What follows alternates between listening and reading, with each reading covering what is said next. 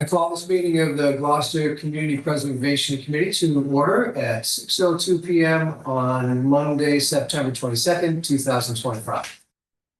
In accordance with state open meeting law, this meeting is being held in person and is available online as a Zoom meeting with this meeting video report. If you are remote and uses Zoom on a computer or device, there's a raised hand button that you can tap or press to request to speak. If you're calling in on a phone, you can press *9 to request to speak.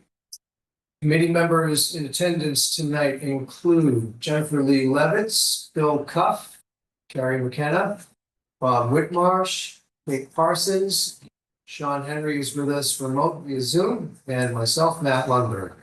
Not present are Rob Gullah and Harry Hoglander. If they arrive, we will recognize them at that time. With that, we will proceed to the first item on tonight's agenda, which is to review and approve the minutes from our August 18th. Distributed those on Friday. Had a chance to give them a brief run through. Does anybody have any comments before we vote on it? It was one minor, like so minor, I'm like almost embarrassed to say it. Okay. The Union Church under Gloucester Dalton, we have it in there as he was the signer, he was a signer. Okay. Yeah. And I know it's so silly. Ken, something that she was teaching in the past. Yeah, no, just. Well, that's good. Curse. So Spurling, was that, Say it. I had a question just about, I didn't real, Jacob Sanchez grew up in a slave economy in Suriname? Is that correct? Yeah, okay. Yeah, a lot of the early merchant trading that was going on was between Gloucester and Surrey. Yes. Oh, okay. Some people crossed. I thought it was, Okay, so we have Carrie's correction. Anything else? I thought you did an excellent job in this, Yeah. as always. Likewise. All right, so do I hear a motion to minutes? Motion, 7 minutes, seconded. As amended with Carrie's correction. All in favor, say aye. Aye. Aye. Thank you. Minutes accepted. Zoe, we can do the math. One abstention, and everybody else here. Bye. All right. So that brings us to item 2 on the agenda, and before we proceed with that, note that Harry Hoglander was joining the meeting. Good evening. All right. Next up is our annual review of the state of our finances under the CPA. And helping us through that, as always, is the city auditor, Kenny Costa. Kenny, good evening. Good evening, committee members. How are you? Great. Thank you again for joining us. It's always a good time for us to touch base. I know you sent some documents last week for us to digest, which you have. I can put those on the screen, or if you want to share your screen and talk about, probably better if you want to share it. Let me But try. yeah, you have the floor whenever you're ready. Does everybody see? I have 2 documents. The first one I'll share is the one from the Community Preservation Coalition. So this is information on CPA for Gloucester. It was adopted, and I'm sure most of the committee members know this, but it's just good to, to remind. It was adopted November 4, 2008. We have a 1% surcharge. And the exemption is low income and the first 100,000 residential, and the average homeowner CPA cost that they calculated was $83 per homeowner. And on the second page, it took 3 times for CPA to pass. Initially in 2001, it failed. As you can see there to the right, in 2007, it also failed. It was 50-50. And then it finally passed in November of 2008, as you can see. And then down below is a snapshot of the revenue history. The local surcharge is in the first column by fiscal year. And then the amount of the trust fund distribution is in the second column. And then the percentage is calculated. And then the third column just adds the local surcharge and the trust fund distribution from the state. So essentially the match from the state. And then on the third page, it continues all the way to current to 2025. So the local surcharge, the city is committed 9.3 million, almost 9.4. And the match is about 2.6 million for just under $12 million. And the match, the percentage, it's varied as low as 17.2% and as high as 52.23 in fiscal year 14. And I think it varies year to year, based off the revenues at the Registry of Deeds, the amount of revenue that's collected. And some years it's even larger, just for the fact that the state, they've also contributed as well. If there's any money, any turnbacks from the state or any savings from the state, in some years, like especially the 52.23, I do recall that year, the state did also contribute funds as well. Does anybody have questions on this document? Yeah, the only, I was gonna point out one thing, the other big bump we had was in 2022. And it was the same situation. That happens if the state has a major budget surplus. And they look to move some of those monies into what were previously underfunded programs, which is why those numbers were big in 2022 and 2023. But that hasn't happened since then, which is why we're back down to a pretty lean state match. Yep. Oh, you had a question? I had a question and comment. Kenny, Bill Cuff, thank you for doing this presentation. I always You're get welcome. confused on the 158 that's showing up in 25. Was Yep. that money that was allocated last year when they made the announcement of how much they were given? So the 158, 470, I'm sorry. Yes. That's that one there. Why is that showing up in 25 and how did it get there? So what happens is it's based off the prior year. So the 2024, the 877, 412, that's 18, the 158 represents the 18% match.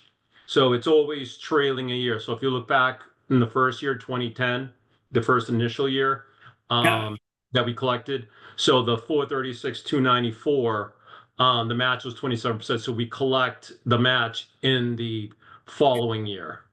Okay, that's what I assumed. I just wanted you to clarify that. Thank you. It lags. Yeah, it lags a year. Okay. Kenny, when do we find out what the local surcharge number is for 2025? So we've sent the information to DOR on our end. The deadline actually was September 15th. We got it done in August. We submitted that to the state. We just don't know what the percentage is at this point. We don't know. I believe they usually announce it sometime in October. And we received the funds by state statute. We were supposed to receive the funds by November 15th, I believe. Right, but do we know what our local surcharge number was that we submitted to DOR? No, so we just, all we submit is the local surcharge number. We don't submit the actual amount that we're going to receive. We don't know what we're going to receive yet, because we don't know what the percentage amount is yet. Yeah, I understand that. But I'm still curious about what the number was that you submitted in August. Yeah, I can do it. If you have 1 second, I can look it up. Sure.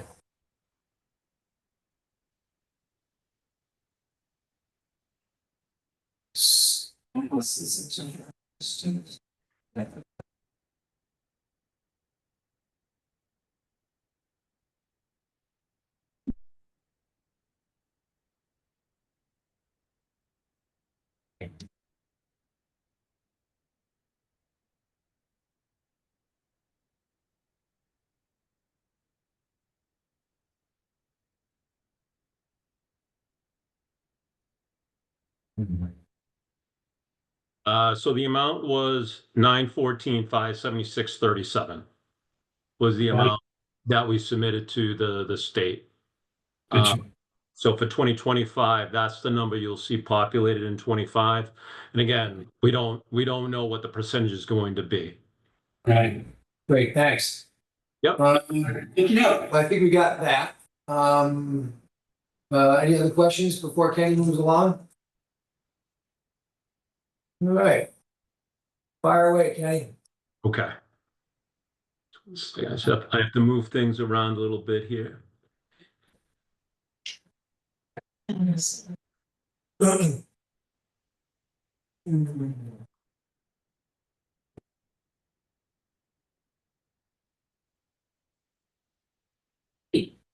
everybody see? Yep. Okay. So this is essentially like the financials of community preservation. So fund, not to try to get too technical or too much accounting. So each project or even the fund, everything is allocated in its own separate fund, so it can be tracked. So the main community preservation fund is this fund here, 4500. And each year, so the fiscal year runs July 1st to June 30th. So at the beginning of the fiscal year in fiscal year 25, the amount was 834,000. The city collected just over $1 million. Expenses were 216. Transfers where that's for the reserves and also for other projects that were voted from CPA. So the fiscal year 25 and the books haven't been closed yet, but we're projecting about 25,000 at this point. And the reserves, as you know, the 10% for each category: open space, community housing, and historic preservation. We're calculating open space at 185,000, community housing 177,000, historic preservation.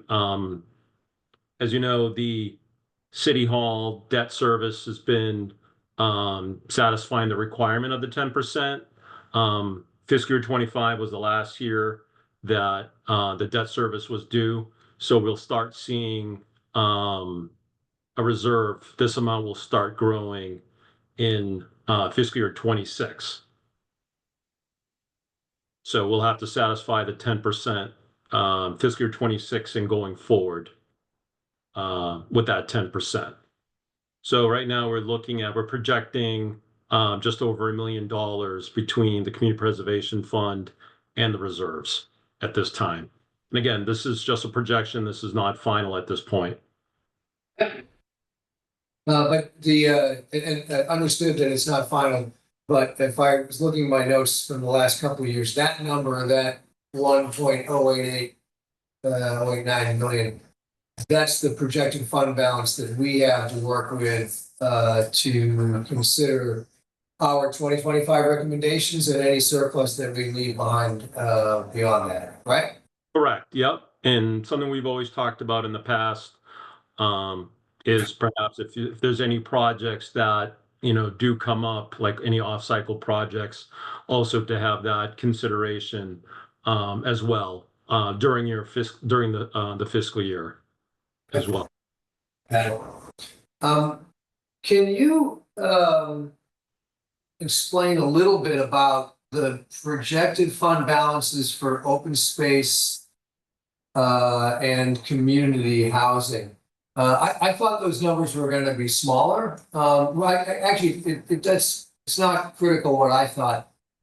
What does that mean? Does that mean that if we make recommendations for appropriations, that those funds cannot be used for historic preservation projects? Is that correct? Correct. So the first fund, 4500, that's undesignated. That could be used for any of the three categories, and then open space can only be used for the open space category. And community housing as well can only be used for community housing projects, and the same for historic. So the three reserves, the three categories, those funds can be used at any time during the year. The community preservation main fund can only be used after the state has certified free cash. So those are the section. This is as, and again, this is as of June 30th, 2025.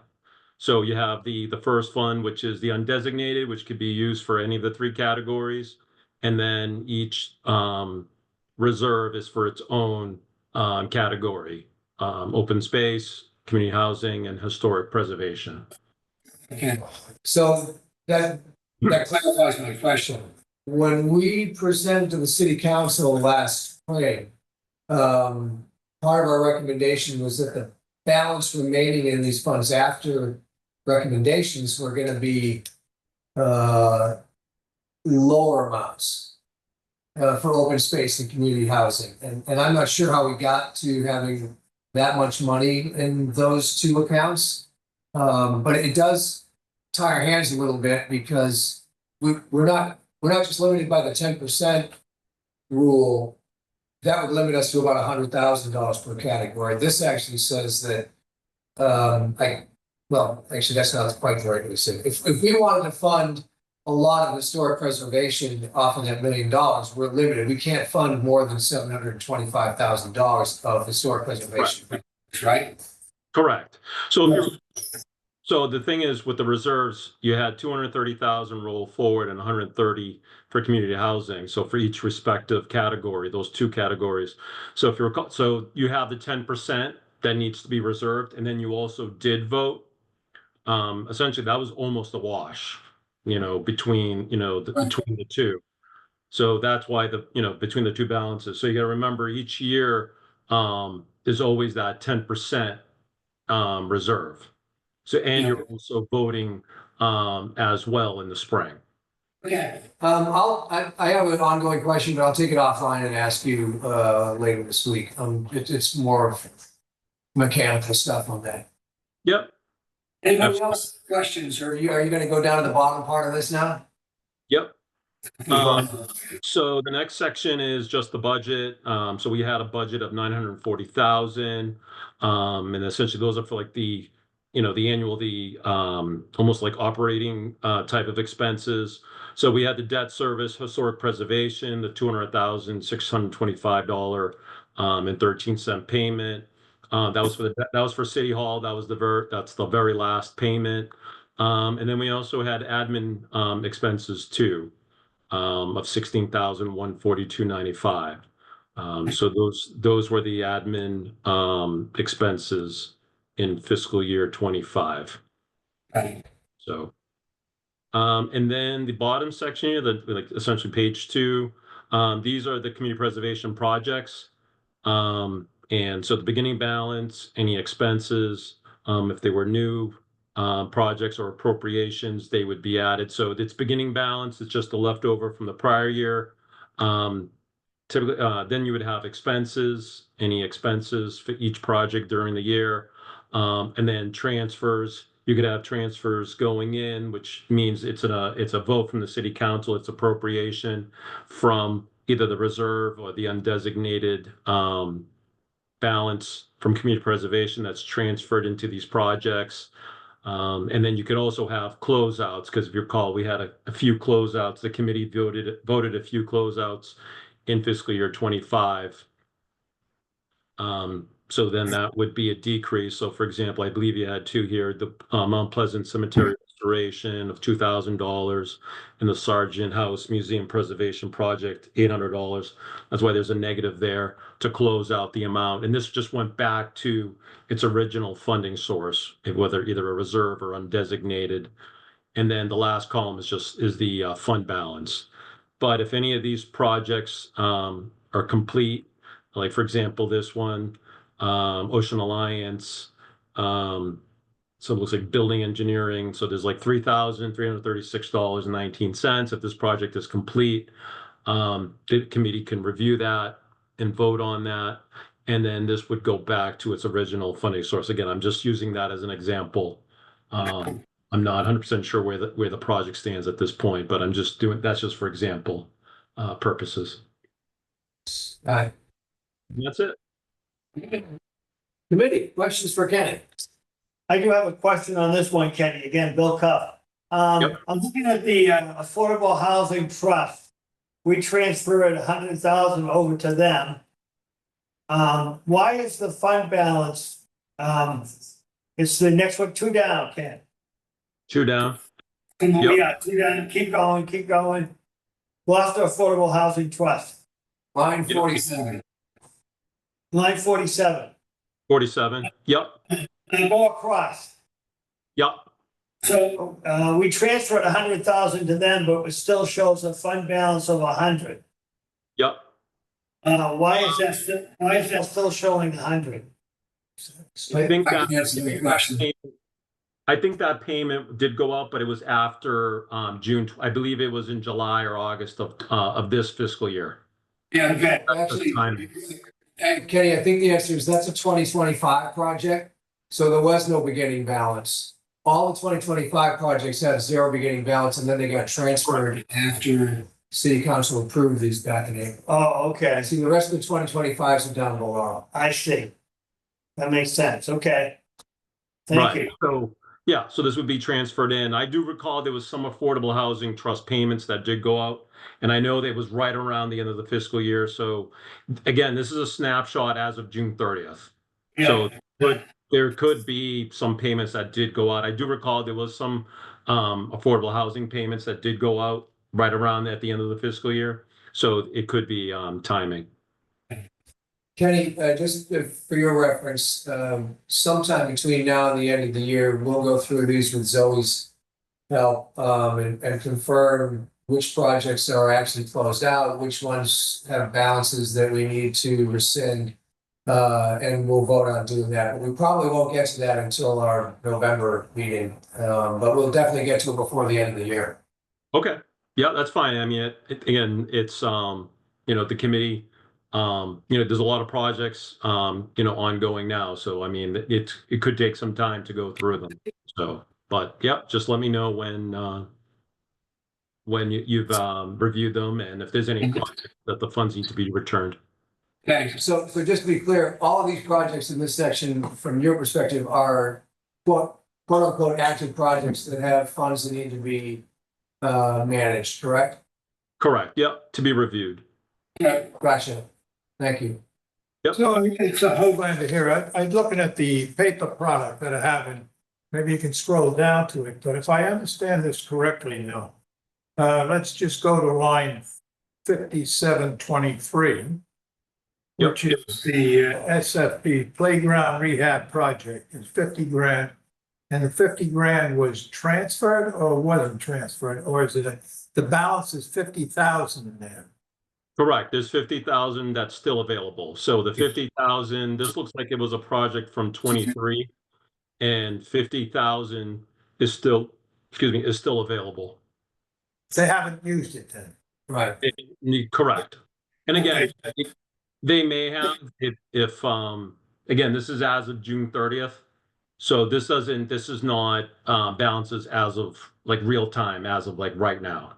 Zoe, do you have an update on that? Yeah, they haven't submitted invoicing yet or anything. Mike Hale might know a little bit more, but yeah. I thought that's something one involved. When that happened, that's a 2023 project. That was one of the ones that got wound up in having a memorandum of understanding in Yeah. place between a private organization, a non-city organization doing a project on a municipal property. But I think it's all clear. It's just, Yeah, they just. just haven't asked for their money. Great. Other questions? All right. Kenny, thank you. As always, if we have any follow-ups, maybe we'll hit you with an email. But we really appreciate your time, and thanks for the update on where the funds stand. You're welcome. Thank you, Ken. Take care. See ya. All right. Next, Yeah, the artwork restoration, same. Yeah. yeah. It's, so, Instead of, the artworks is in the process now. Yeah, okay, yep. yeah, I mean, you know, if they got the award and they don't submit any invoices to us to be repaid, then yes, it's just money that's sitting in the city's bank account, but it's up to the awardee. But that's why in the next, we do this probably, 3 or 4 times a year, we'll go out and say, okay, what's your project status? And are you gonna use the rest of the money? Why haven't you given us a request for payment? And we'll do that before the end of the year. Okay, next on the agenda is the one applicant presentation we have of the evening. It's for the East Gloucester Playground project. And I believe with us this evening is Eric Hinderly from the city and Mike Hale. Hey, Eric, how are you? Hey, doing well. Nice to see you guys. It's nice to have you. And I see Mike's in the house too. Hey, Mike, how are you? Good evening. How are you guys? Great, thank you. Thanks for spending some time with us tonight. Connor is not a panelist, but he is on as well, and he can provide some backup for some financial information. If someone could promote him to a panelist. Great. You got that, Zoe? Yep, just did. Thank you. That's Corin McCorkle, the city CFO. So Mike, this is the last of our project presentations for the year. We do this with all our applicants and ask people to review the project that's been submitted, and provide any budget updates, answer questions from the committee, and so forth. So typically, that's 5 to 7 minutes of a presentation from the applicant and then 15 minutes or more of questions and answers. This is a little bit of an unusual case because of the change in the project scope that the city's gone through in the last couple of months. So I'm just going to turn it over to you and take it from there and let us know what the project looks like and what you'd like us to do. So just for some background, I think Eric's going to lead us through a few slides first, just to make sure we're coming from the same angle. Yeah, I can I'll share my screen really quickly here. You can get it up on here.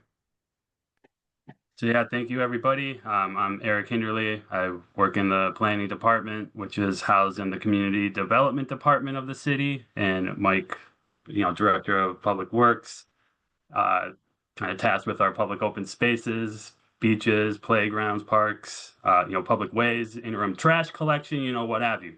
But so East Gloucester Open Space Parsons Playground Project. It's a little brief background. It was a part of the combined school building project, where the current East Veteran stands, where the Veteran School and East Gloucester School were combined. The site of the East Veteran School, prior to its current iteration, had the Meadows softball field there.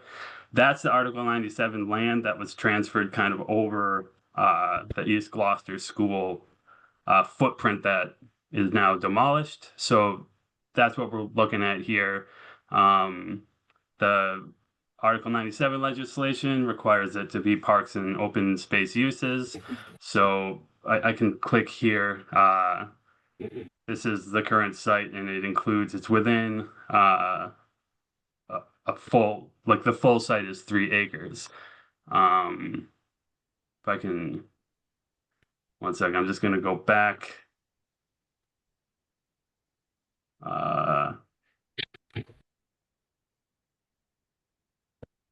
Get this. Sorry about that. So we did public outreach in early 2024. We held 3 kind of public meeting sessions with our design consultants, Weston and Sampson. They kind of put a lot of the public's ideas into a plan. We also had open communications through email, so people sent different ideas that they had for the East Gloucester open space site. At the end of that process, we did have sort of a concept of a plan. Post demolition, there were some additional, things that happened with demolition. So we incorporated some of those issues into the new layout of the site. What people kind of voiced, what they wanted to see, obviously a playground for kids, a play area for children. It was the site of a former school, so kind of hearing the laughter and play of children was a big deal for folks. And also, sort of like a walking path, perimeter path around the property. And also just an open field concept. It's too narrow. Mike can speak to it more, but for like organized play sites, it's, Davis Street is really small.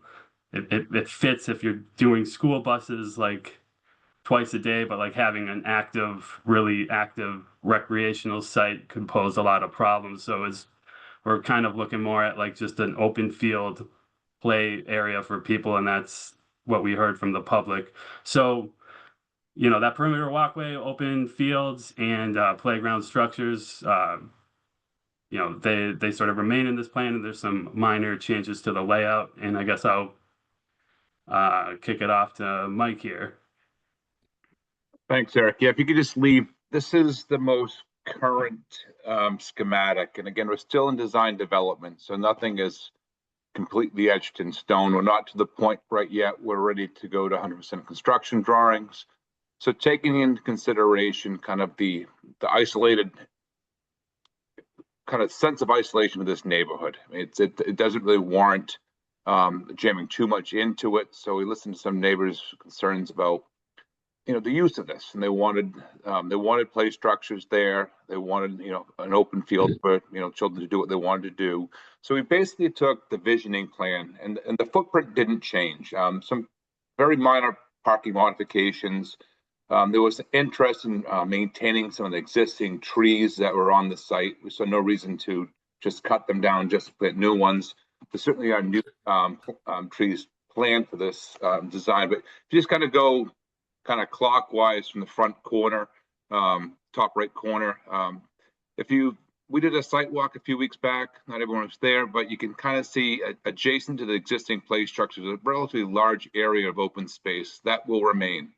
There are no bathroom facilities here, but we're looking to do at least a porta potty pad for events, or they could be more permanent if desired. Again, there's additional trees to be planted within the site to provide shade. About 32 parking spots total. That includes handicap and traditional parking spaces.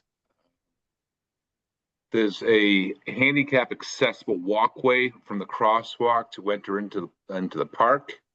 Refresh and make the crosswalk that is currently there, realign it slightly, make it ADA compliant. Kind of redo the stairs, because as you recall, you'd walk up to that school from Davis Street Extension. So we're going to reinstall a new set of steps and handrails. Again, leave the trees that are in place that are in good condition where they are. Places bike racks to park your bikes. There's a 6-foot ADA walking path that kind of goes around the entire property. There'll be benches in various locations. There's a number shown on this plan. Again, that's not set in stone, but gives a basic idea of what it will look like. And you have the much larger open field on the left side of the play structures. I requested that the designer take a look at kind of bisecting the playground itself, age appropriate. Different ages require different play elements. And we figured if you may have a child who's 2 and you may have one that's 12. So this way they could both be at the playground and not interfering with each other. Toddler swings are different than bigger kid swings, and you can't have a swing bank with a toddler and a big kid swing right next to each other. So really having age appropriate play structures here seem to fit within this. What exactly those structures are going to be, we have not made that determination. We're going through a whole host of catalogs right now, identifying what would fit and what we could maintain as a public works department. The visioning plan was pretty grand. We have over 25 playgrounds and play structures that Public Works maintains. And in order to keep this in good condition, we thought scaling it back slightly would be more appropriate, but still provide a state-of-the-art play area for the neighborhood and those visiting the neighborhood. Again, this is just a schematic, not fully baked at this point, but it will be in the upcoming weeks. one way or another. If we don't get the funding we need, we'll have to regroup and try to figure out how this can be scaled or phased in.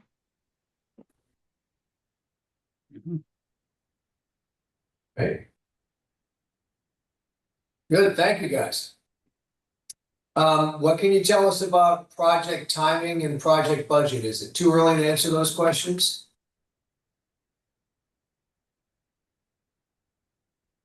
Is it too early? It's never too early to be talking about budget. That's one reason we're here. If the city had to fund this on their own, obviously, we have a number of commitments that we have to make for other infrastructure work in the city. We just be mindful of that. Our ability to borrow, again, just being responsible in borrowing. We had a dollar amount set for a rebuild of this whole area. Eric, was about $2.53 million ish. Yeah, I think I made the request for 3 million, but Sure. yeah. That was broken down into various components: site work, field space work, the playground itself, planting, landscaping, and various amenities that go along with this. If we were able to give our designer a go, we're actually going to have a meeting next week to kind of talk about some of the considerations for what's going to go here. And again, we can still pivot on playground equipment. You know, there's a lead time on that, but obviously the field itself needs to be constructed before. That's one of the last elements that will go in. So if we kept progressing on the path we're going, we'd be looking at spring 26 construction, bidding this winter. Hopefully bidding in the winter, you get a favorable price. You know, contractors love to have a project locked and loaded as they head into the construction season. Anywhere from 4 to 6 months to construct this. So, you know, late summer. I mean, there'll be some areas that may not be, you know, fully ready for play, like the grassed areas. I mean, grassed areas need a season to mature before they can be played on. But the playground, the parking areas, and the walking path, that could be, you know, open for use next summer, 12 months from now, if everything goes accordingly. Great, thank you. Mike, I know you've already spent some money already on getting this site prepared. Maybe you could refresh our memory on what you spent already. Well, there was the demolition of the school kind of put the site in the condition it is to get today. Part of the responsibility of the demolition contractor was to level grade the field. It's not fine graded, it's not finished, but just level grade the field. That's what we saw last, 2 weeks ago when we were out there. And there's a small spoiled pile that was supposed to go last week. I'm not sure if it has or not. I haven't been by there since we were there. We have rehabilitated the existing play structure, though that can remain open until we close this facility again for next spring. You know, that was just budgetary money we used for that. We put new mulch in. We had our playground equipment vendor out there to make sure everything was safe. We're doing some mowing, clearing. Connor, you might need to jump in on the total cost of demolition. It was just under $1 million, I believe, or right around $1 million. Yeah, demo came in at 806,000.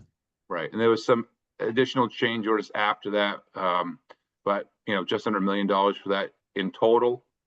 And we had Weston and Sampson, the design contract is what, 280, 290 ish. I don't have the number. I can't open my financial stuff from home. So I can't look at them. Sorry.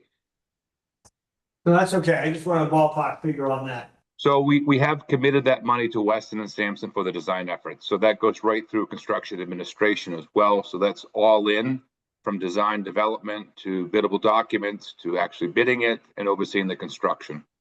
So the city's, you know, has put forward everything we need to get us to the construction of this. It's just the construction funding is the next piece of the puzzle. Connor, thanks for sharing this screen. This is really interesting. I haven't seen this before, but can you tell us a little bit about this? Sure. So this just sort of breaks down how we've allocated funds and from the source to date. So you can see on the left, it's expense type. So about half of the funds we've allocated, 806,000, has gone to demolition, as Mike said. Then the other half is really design, engineering, and architectural services. About 75% funded by city loan orders, capital funds, and 25% funded by the American Rescue Plan Act funding, ARPA. Okay, so this is money that's already spent, that's gotten us to where we are. And now we're talking about the full build out of the plan that's been done to do it on the site that's been prepped. Correct? Correct. Good. So do we have an updated budget for the project as we're conceiving of it now? Not without final design plans. And again, the final design plans will dictate how far we take this, but kind of going with the bigger plan, still scaled back from the visioning plan. We were talking around $2.5 to $3 million all in. That's what the number Eric put in for the application. Right.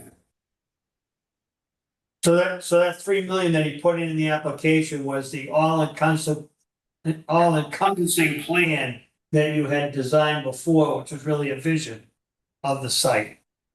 It was slightly scaled back from that, but essentially, yes, so some elements were taken out of that visioning plan that we didn't think that we could just maintain as a city. But the 3 million will get us to something that's a very solid recreational facility and open space. I mean, some of the playground equipment, it wasn't specifically the playground equipment that was included in that initial concept wasn't specifically called out by the public to have.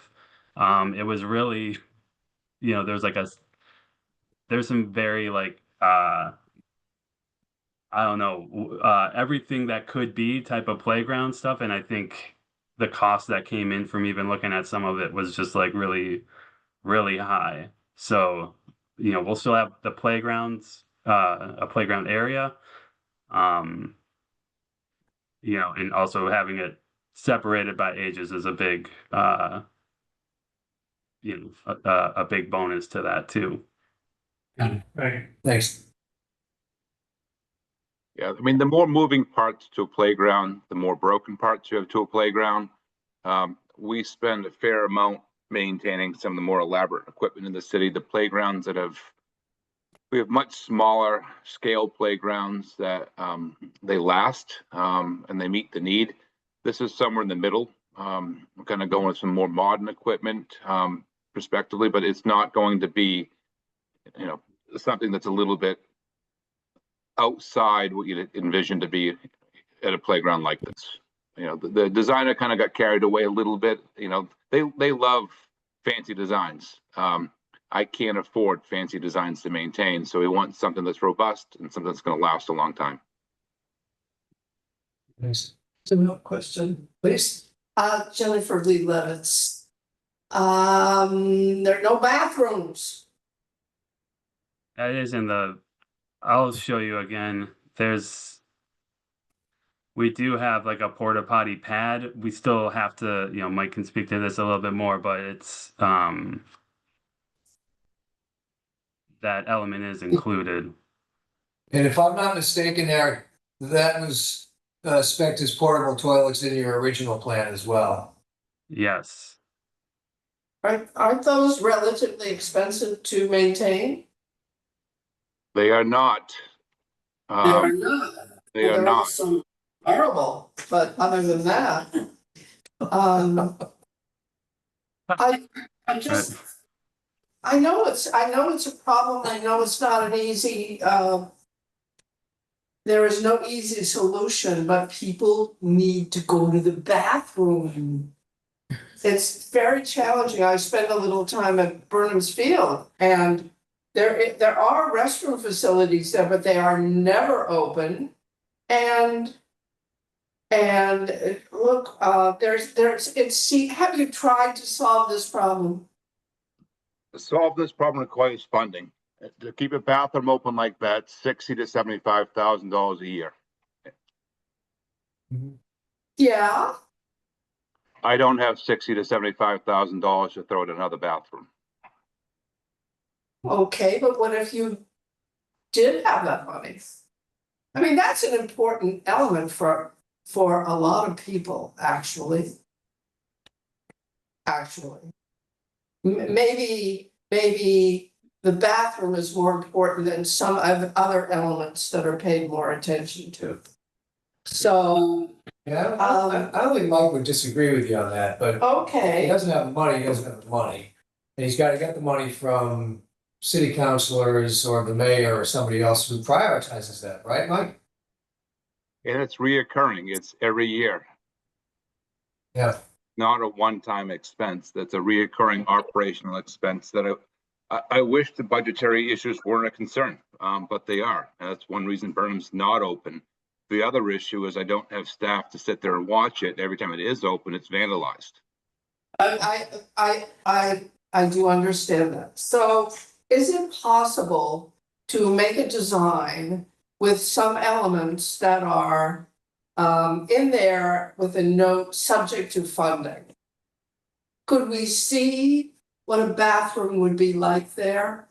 Or toilet facilities, or something that may not end up in the final, I mean, you're doing other parts of it with contingencies. Could we please see a restroom facility of some sort which has an asterisk that says for funding pending, or if the funding is available, so that it could be conceivably included if somebody makes enough noise about it or comes up with a way to fund it? Could we maybe have a little thing there? I'll stop. We can do whatever the committee wants, but I'm just saying that we have a bathroom at Burnham's, which was not what we asked for because we can't fund to keep it open, and it hasn't been open. It's open for special events. I've never seen. It's open for It special. is, yeah. And it requires overtime staffing for custodial staff to manage it. And again, nearly every time it's opened, it's vandalized. It's a challenge for us. It really is. We don't have bathrooms. It absolutely is. So it sounds like if they put in the plan that they're gonna have a bathroom, it would end up as like Reynolds Field closed all the time. Well, maybe or maybe not. Maybe it's time to just take a look at solving these problems. It's not the only place that would have a bathroom that has a problem. Gloucester is a city that prides itself on facilities for, oh, what's the word I want? Travelers. We're inviting the world to come here and see our wonderful place and spend money. But you better not have to go to the bathroom because there are very few public toilets. And people live here too. So not just for, what's the word I'm looking for? Tourism, not just for tourism, but the people who live here deserve a place to go to the bathroom. Okay, that's my I soapbox. think that's, I'm not sure this is the meeting where that's gonna be. Right. But next week. Sean has a question. Sure, I was gonna ask Sean, I saw your hand up. Sean, go ahead. I was just going to say that I live downtown. I've walked through Stage Fort almost every morning, downtown on Roger Street, and I think while ideally we could have full service restrooms installed in a multitude of places downtown, that would be the ideal.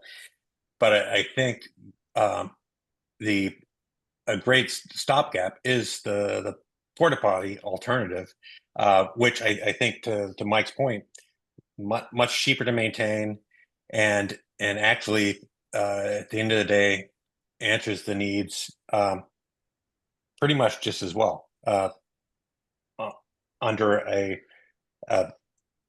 better budget option. That if the choice is between having porta potties in Stage Fort, at Burnham's, in this facility at Greenfield, I think that is much better than spending a more exorbitant amount of money to have permanent bathrooms in a single place.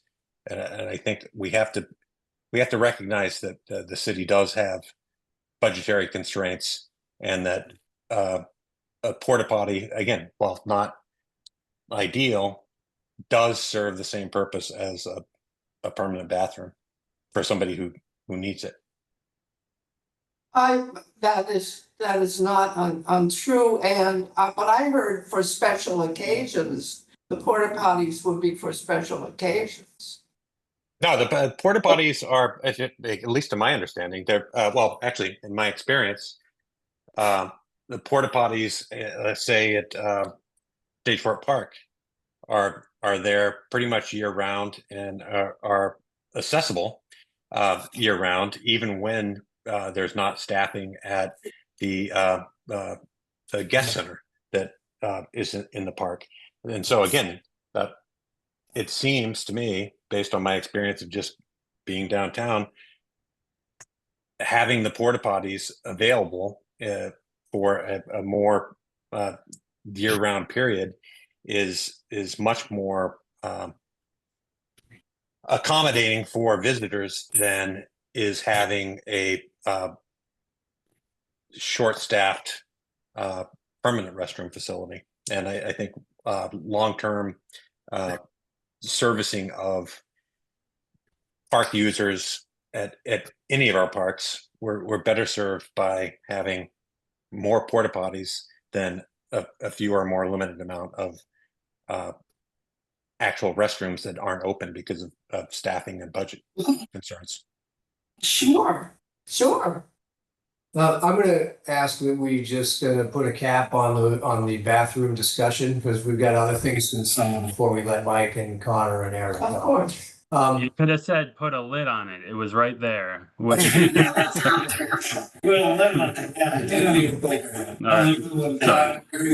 So the last thing that I'd like to make sure we cover is budget. I know you're meeting with the designers next week, but just relative to what we do. So next month, we start our deliberations. We go through the projects that have requested funds, and we weigh their merits and decide what we're going to recommend to the city to fund. We can't do that without a budget from you, and we don't want to hurry it, but we do need more information from you if we're going to consider this project for our next funding recommendation to the city. So I know you can't give it to us now, but we need it, and we need it really soon. Our next meeting is a month from now, and that's when we're going to need solid numbers. Mike, you gave us the schedule, rough estimate of the bidding this winter, construction next spring, and open next summer. That'd be great, but if we're going to recommend to the city the number, we need to know the money, and we also need to know. I presume you're still going to be requesting bonding for this, so we need to know the details behind that as well. Now, any comments? I mean, just we don't have to answer it right now, but we need to know the answers to those questions that we can all digest and consume before we meet to deliberate a month from now. Certainly, the next week's exercise is kind of fine tuning and sharpening the pencil to kind of come up with, the base 3 million that Eric included in this. Let's tune that up to come up with a number that's more meaningful to this group. Yes. I know we exchanged emails over the last few months. Just to put make sure that you guys all hear the frame of reference.